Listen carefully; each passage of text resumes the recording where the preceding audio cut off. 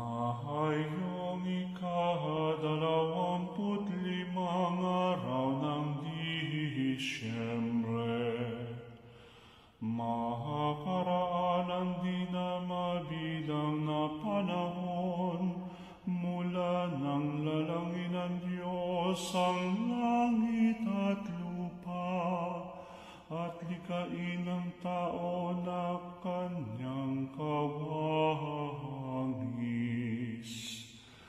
Ilang libong taon mula noong malaking baha, mula noong ginawa ng Diyos ang bahaghari bilang tanda ng tipan.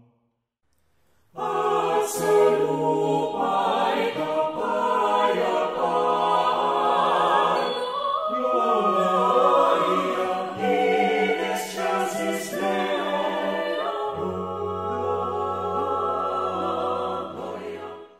Natapos po ang ating siyam na araw na paghahanda, paghihintay, at ngayon po ay sumilang na. Isinilang ang Emmanuel. Ang kahulugan ay sumasa atin ang Diyos. Nung tumugon ang mahal na ina ng kanyang matamis na oo, naganap unti-unting sumisilay ang araw ng kaligtasan. Kapag tayo'y laging pong tumatawag sa Kanya, siya'y laging sumasa atin. At sa pagtanggap nga po natin sa Kanya, tayo'y nagiging templo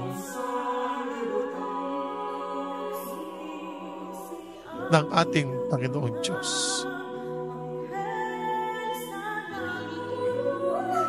Sumasa atin at sa pagsa atin ng ating Panginoon Diyos, nadarama natin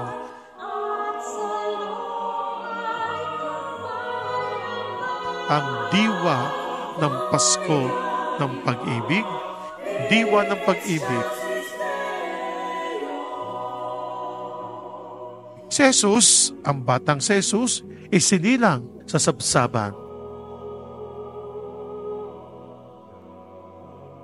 Tayo rin po, magpuri tayo sa ating Panginoong Diyos dahil tayong lahat umunawa, kumilala, umalala sa kanyang pagsilang.